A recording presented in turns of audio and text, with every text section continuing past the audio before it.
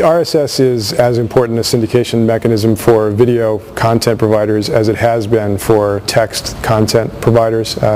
Really, RSS is just plumbing. It's just a protocol that is a really cheap and cheerful way for anyone who's got any kind of content, audio, video, text, to syndicate it to the broadest possible audience. So just as Robert Scoble is notorious for having said, if you don't have an RSS feed on your site is dead. Similarly, if you're producing video and you don't have RSS feeds for that video, I'd argue that you're really missing out. Essentially, your RSS has this notion of enclosures, which means that it's pointing to other content. That's the easiest way to think about it. And video podcasts were essentially caught on by virtue of RSS because they were being distributed as enclosures to RSS feeds. And so from an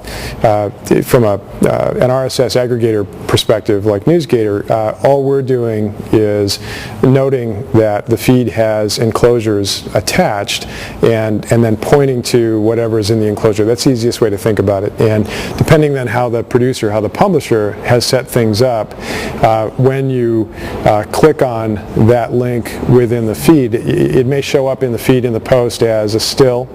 And you click on the still and it will call up your player and play it right away. It may be set up so that it actually is a link that goes back to another page where the player exists, or you can set it up so that anytime there's any kind of rich media, the system, in our case we call it pod catching technology, the system will automatically know that you want all of your video to show up on your in iTunes and go to your iTunes at a designated point in time. So that all depends on what the publisher does on their end, but from an RSS perspective, the feed, it's all available as an enclosure in the feed. I think that if you've used, for example, NewsGator's pod catching technology and said, I want all of my enclosures, all of my audio or video to go to iTunes, and I want it to all go between the hours of midnight and 2 a.m. That's sometimes how people set these things up, so that anytime an enclosure comes in with rich media, the system knows to send it off to that particular player because that's the player that they want to use.